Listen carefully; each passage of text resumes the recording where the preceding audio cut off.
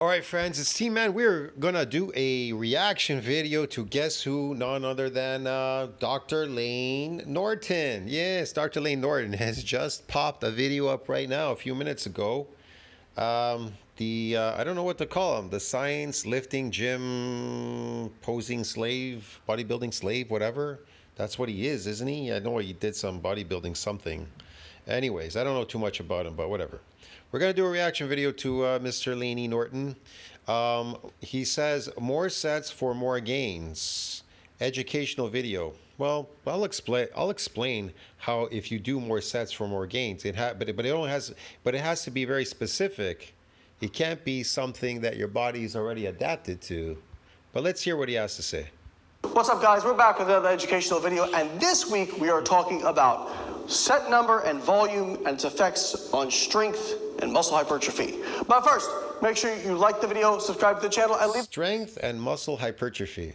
Well, if you're looking to create natural strength, and that adaptation process, that is based on an adaptation process in muscle. But if you're looking to build, like get good at lifting heavy weights, you equating that as being strong by you recruiting more motor units and these androgen receptors to lift weights or whatever. Okay, but you'll be slave to that because you didn't build any natural muscle, so that the more you increase these muscles, you don't have to lift those weights anymore. They're light.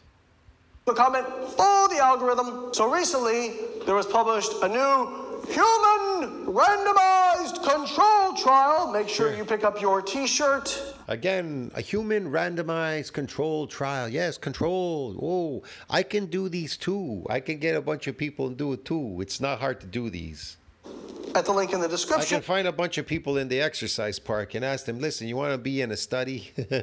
I'm going to get you to do something you're unaccustomed to. Let's see how much muscle that you guys will build in an unaccustomed state as opposed to somebody that's already accustomed to doing it.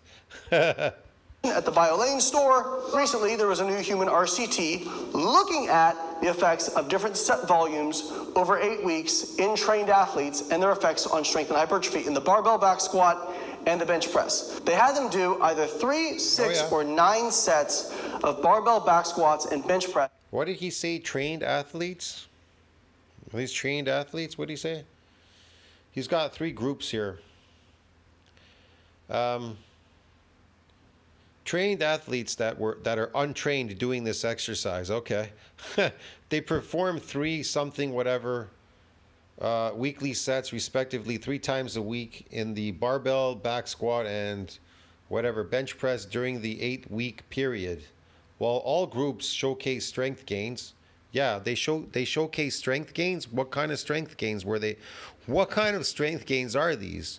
Are they muscle gains, or did they get good at lifting the weight? They become better at lifting weights.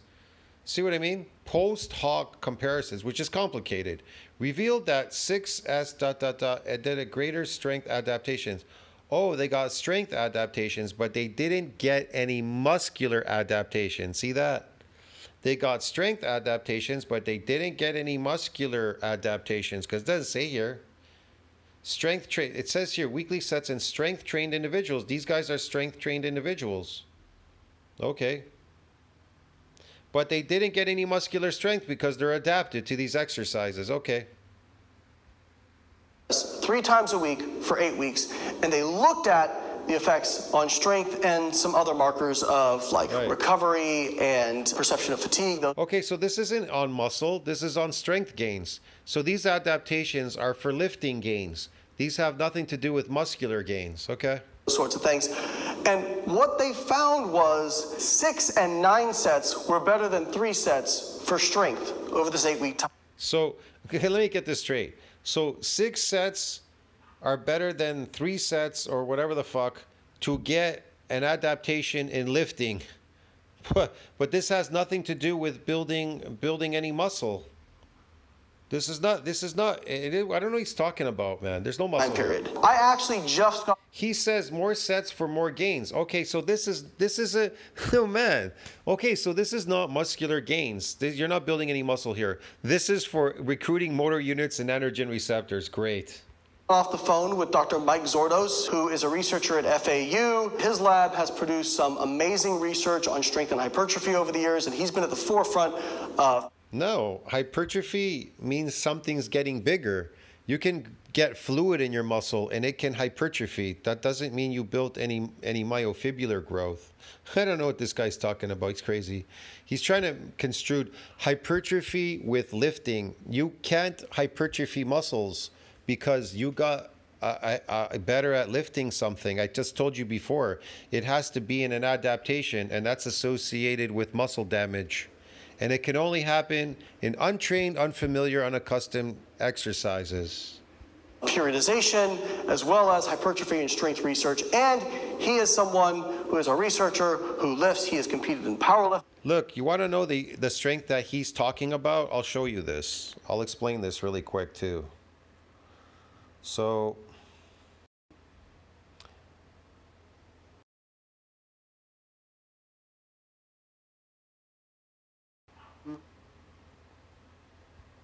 this is the strength that he's getting. It's lifting strength. So this is from PubMed. Myocytic androgen receptor controls the strength, but not the mass of the limb muscles. What controls the mass of the limb muscles? I'll tell you, myonuclei. The nuclei, they synthesize protein. They control the mass of the limb muscles. Well, you could call it the satellite cell. The satellite cell controls the mass of the limb muscles. Now, what controls the strength, that lifting strength that you're getting? Well, it's still part of the muscles, right? You know, these androgen receptors, these motor units. If you build more myofibrillars, then that means that your strength is increased. You understand me? It has nothing to do with practicing at lifting something heavy and accumulating these androgen receptors. Because in this study, they'll tell you in contrast, androgen-dependent postnatal hypertrophy of limbs, muscle fibers is independent of myocytic AR, androgen receptor. It's independent. You understand me? You can't get a bigger if you get a stronger lift. See that? Because it's independent. Hypertrophy, postnatal hypertrophy of limb muscles fibers is independent of myocytic androgen receptor, which controls the strength. You get it? It has nothing to do. You getting a stronger is not going to get you bigger. Thus, androgens control penile and limb muscle mass in male mice through myocytic AR dependent and independent pathways, which is what? These molecules, they bind to it. They help synthesize protein, the testosterone, when it binds. But these anabolic hormones, I'm not talking about fake anabolics, your anabolic hormones, when they bind to the androgen receptor, they help push that. But again, you need these nuclei. Without them, you can't synthesize any more protein. Doesn't matter how much testosterone you have. Now, you're just accumulating you're just accumulating sarcoplasmic hypertrophy by increasing testosterone, lifting in the gym and trying to increasing an influx of testosterone and eating a carbohydrate diet, because carbs don't build muscles. They don't bypass myonuclear domain size limit either. Okay, so so when they took away the AR, what they found was, importantly, we also show that AR deficiency in limb myositis impairs myofibrillar organization of sarcomeres and decreases muscle strength, thus demonstrating that myocytic androgen receptor controls key pathways required for what? Maximum force production. Get it, broski? That is based on maximum force production. That isn't based on muscular strength. You understand me? So yeah, I think people really are confused out there. They just really don't get bodybuilding at all. Lifting, he squatted over 500 pounds, I think when he was 165 pounds. So what? A lot of people can squat 500 pounds. If you practice at anything, you'll get good at doing it. Your body will give you these androgen receptors, like it says there. The myocytic androgen receptor controls the strength. So when you practice, you get more androgen receptors. They accumulate. You have somewhere for the hormones to bind. That's what you get. All right. And so, strong guy applies the knowledge, the kind of thing I like to see. But it has nothing to do with hypertrophy. It's independent of hypertrophy, Brodowski. You can find individual studies that show that less volume is as good as higher volumes for hypertrophy and strength. But if we did a... Okay. Yeah, you can do high volume. And then what happens? You'll be able to do more repetitions. You'll be able to rep more of that heavy weight. That's about it. Yeah. Forest plot of these studies, okay. What you would find is if you did one side favoring more volume, one side favoring less volume, almost all these studies would be to the side favoring more volume. Not each study may be statistically significant because, again, with resistance training studies, you're dealing with low subject number. These things are hard to recruit for. Like in this study, they're having to show up to the research lab 3 times a week to do these exercises. So it's hard to recruit for this stuff, and it's hard to get enough subjects. Some people would take home from this, well, man, you just have to go to a gym and you'll get a bunch of subjects. And they're doing those exercises anyways. And all you have to do is ask them, could you just do these specific ones that we're asking you and just mark it down on a piece of paper? And that's it. How much you did, how much you're doing, and each day and whatever. Okay. And then they write you up. That's it. What? You think they're not going to get better at lifting? Come on, man. Christ. Well, there's no difference between 6 and 9 sets. That means the benefits cap out at 6 sets, and you don't need to do any more sets. Well, yeah, 6 or 9 sets. And what about it? You're just getting better at doing more sets. That's it. There are no muscular adaptations there. There's only more adaptations in androgen receptors, but at some point too, they'll plateau because there's not enough myofibrillars for the androgen receptors to attach or grow or expand. Well, maybe, but the problem is the directionality still continues. It's just that there was too much variation in the data, and if they had more subjects, they might have seen significant differences. And that's also why when we do meta-regressions of volume studies, looking at, I'm thinking of James Krieger's meta-regression and some things that Brad Schoenfeld has done. Yeah, when he said hypertrophy, when they were doing high volume, and he says hypertrophy, but it isn't based on myofibrillar hypertrophy. You understand me? Again, they would have to, okay, I don't know. Maybe they were unaccustomed to doing this in the beginning. Okay, these exercises. They had them do these, and maybe they never done them before. They didn't do 6 or 9 reps, sets, whatever, per whatever the hell they're doing here. And then they're like, okay, so we got them to do these. They didn't exactly do those, and then they did them for the first time. They might have gotten a minute amount of damage, but any other hypertrophy they got there will be sarcoplasmic, because he's talking about high volume training in these trained individuals that are already doing these exercises. So this is what it's attributed to.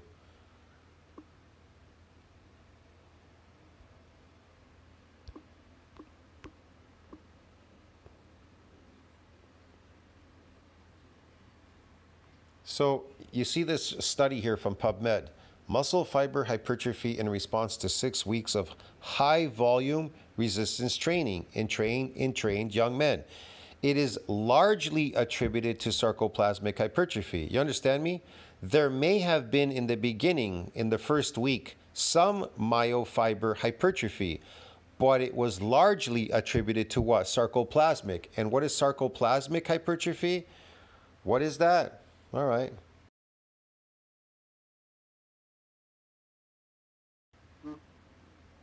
According to Medical News Today, during a workout, more fluid moves to the muscles to provide energy.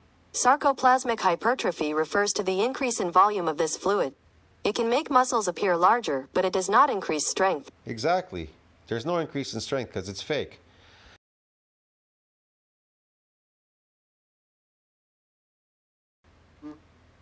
According to Nuvo Vivo, sarcoplasmic hypertrophy is a kind of artificial muscle growth wherein muscles increase its size visually by increasing the amount of fluid it can hold, but is not increasing the density of the muscle's fibers. Exactly.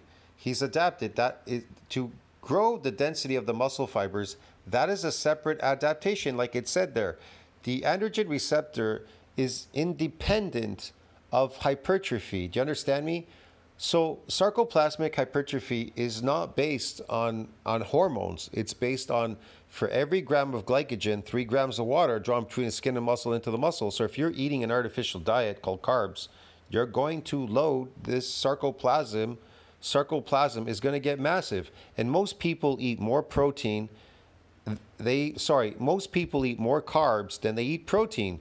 They have like a little piece of meat on their plate, but the majority of the food they're eating is filled with carbs. All of their fruits, their vegetables, their potatoes, their rice on the plate and everything, bread and a whole bunch of stuff they're eating there. It's all carbs, bro. So a good majority of their meal is carbs. Their cereals are carbs, you know, everything's carbs, carbs, carbs, carbs, carbs all day. And so they're not really eating a lot of protein.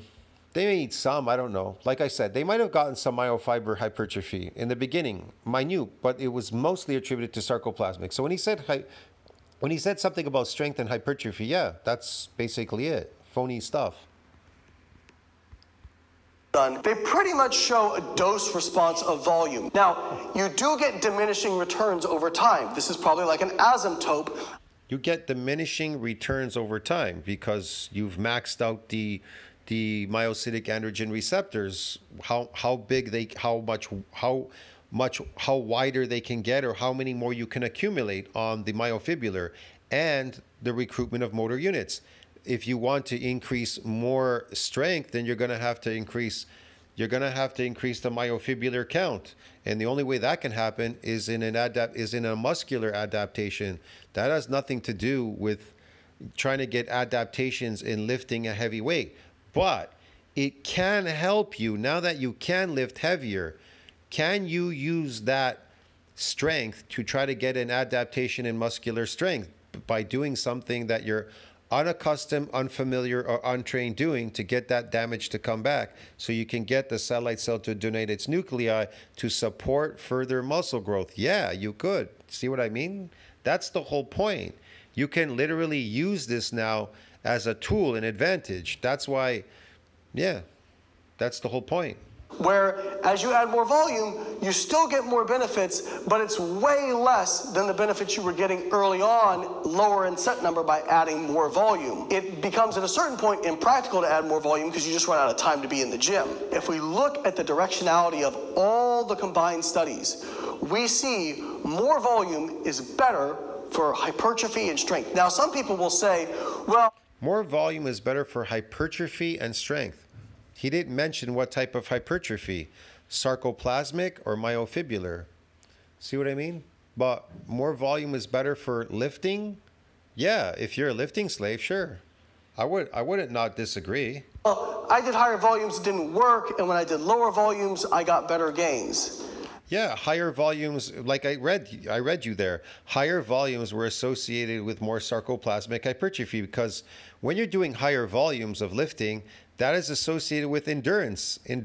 That's why they're trying to explain to you what is sarcoplasmic. It's glycogen. Sarcoplasmic hypertrophy is glycogen. I can bring it up in Google, but I'm not going to do this in every video, okay? I've done it before in my other videos. You want, go watch them. So your muscle can hold a lot of glycogen, and I mean a lot. It can hold, 100 pounds, if not more, of glycogen in the muscle. It can store it in there, all right? Especially if you're eating complex carbs. They're the best. They don't spike insulin, they don't make you fat, and they load.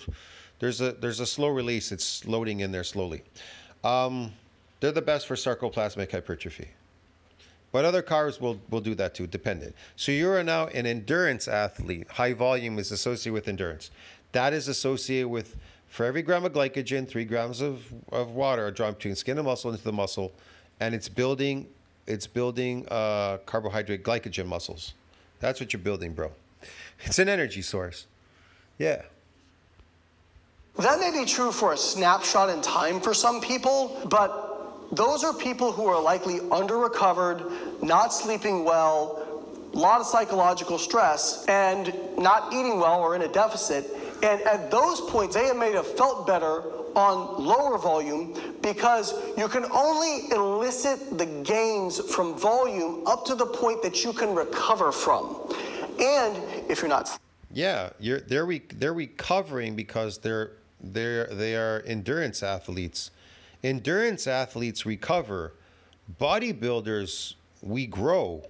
There's a difference. Listen, bodybuilders grow. The whole thing about being a bodybuilder is to grow muscle so that you can build permanent strength. As a bodybuilder, we're not into building fake strength, like androgen receptor chemical strength. We don't want that. We also don't want to we're not endurance athletes. We don't want to go for long sessions in the gym doing endurance stuff like high volume, whatever. I do stay long in the gym if I'm trying to create an adaptation. That's totally different.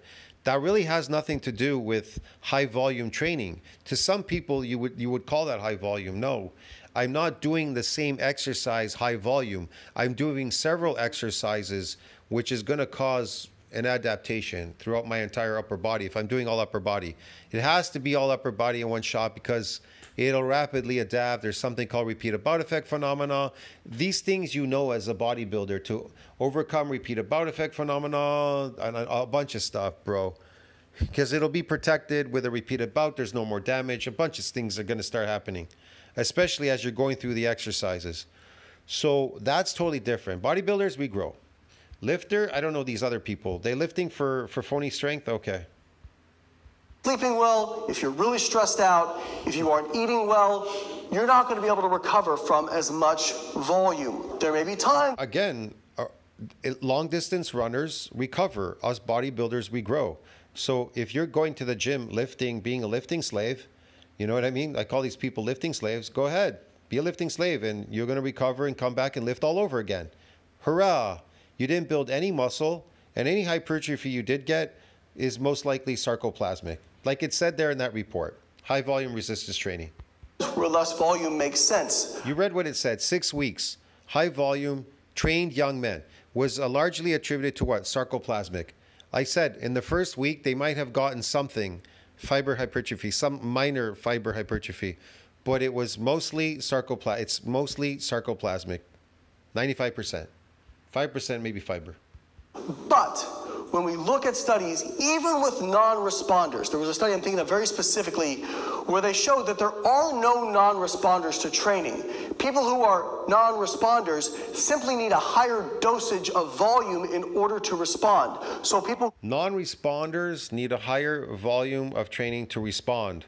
To what? To get more androgen receptors and motor units to recruit them so they can lift boxes, to be good at lifting boxes in the factory? Okay. Who are hard gainers? Yes, Mr. Layne. Oh, I love this one. Hard gainers. Hard gainers in what? In lifting? I don't know anybody that's a hard gainer in lifting. You mean a hard gainer building muscle? Yeah, they reached the myonuclear domain size limit. They hit it when they first came in the gym. Reach the ceiling limit during hypertrophic process beyond where the satellite cell can donate any more extra nuclei to that domain to support further muscle growth. Why? Because a unique feature of untrained muscles, they get stiff and sore the next day due to what? Damage. Like it says in nuclei precedes hypertrophy, no lost in detraining in that map. Says untrained first training satellite cell fusion hypertrophy. It reached the ceiling limit. It's over, dude. So yeah, you will get that in the very first week when you lift. They actually just need more volume to get the same response as someone who does less volume. So they aren't as genetically gifted. Okay, maybe he's talking about lifting, hard gainer in lifting. I don't know. No, I don't know. But if we think about... What is this genetically gifted? If they did the exact same stuff as everybody else, then they would get the exact same results, okay? Intensity. But the problem with a lot of people is, I don't know how much they're sleeping. Maybe one's sleeping better than the other. Maybe with this lifting shit that he's talking about, maybe the other one is eating better food quality. The other one is eating shitty stuff. Maybe he's eating crackers all day, ice cream bars. I have no clue. Intensity is your proximity to failure. That resistance... If they put these people on the exact same diets, on the exact same lifts, and they had, the exact same time they went to bed and got up, most likely the results would be the same. But because they're not controlling what they're eating, how they're sleeping, and a bunch of stuff, what they're doing throughout the day, whether they're stressed, maybe doing a test, they have to go help mom or something, I don't know. So can you really rely on these tests? Not particularly. You have to go on your own experience. Training intensity, that is the drug. Volume is the dosage in terms of number of hard sets that you do. I'm not telling you to go out and do 10 sets of 10 on everything. That's not what I'm saying. You should probably get by with an amount of volume that allows you to feel recovered for the most part and that you make progress on. Understanding that over time, as your strength plateaus, as your performance... Yeah, you know what happens here? When you go away, within 10 days, that strength goes away. That lifting strength that you just practiced at, putting in all that effort to lift a heavy weight, if you get injured or hurt yourself or whatever, it's going to go away. And then you're going to have to go and do it all over again. You want to know why? Because it's based on androgen receptor strength, like it said there in science. It's fake. It's chemical strength, dude. You're going to have to accumulate those chemicals, recruit those motor units all over again. It's garbage. Plateaus because you can't get stronger and do more reps forever. You never really get stronger. You got better at lifting, but you're imagining in your head you got stronger. You didn't get stronger. You will have... If you didn't get bigger, you didn't get stronger. That's why bigger people, 7 feet tall, they're bigger. Therefore they're stronger than you. They don't care if you're a short guy that can lift a heavy weight. They see you as a weak guy. Get it? They see big people as being big and strong. They see short guys that lift a heavy weight as being weak. It's really simple. And the shorter you are, like Layne Norton, the more weak you think these people are. To add more hard sets in order to continue progressive overload. If this is all sounding very confusing, this is why we created the biolayne workout builder. Because the biolayne workout builder takes all... Progressive overload. Yeah, okay. All the guesswork out of how many reps you should do, how many sets you should do, what intensity you should use. Yeah. But we group exercises in such a way that you can sub in exercises that are still equally as effective for producing hypertrophy for things that you enjoy doing better, or maybe you're at a gym that doesn't have access to a certain machine. Or the only hypertrophy you're going to gain here is sarcoplasmic. You're wasting your time, man. All of you are wasting your time. You're all stupid and crazy.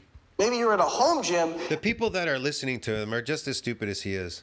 And he's stupid himself. And he's going to stupefy all of you. Get it? The point is he's going to enslave all you to being lifting slaves. His job on his channel is to enslave people to be lifting slaves and to getting this stupid hypertrophy, this fake hypertrophy. You want to know why? Because he knows it's based on an adaptation system and you're all tapped out. It's beyond where the satellite cell can donate any more extra nuclei to that domain to support further muscle growth.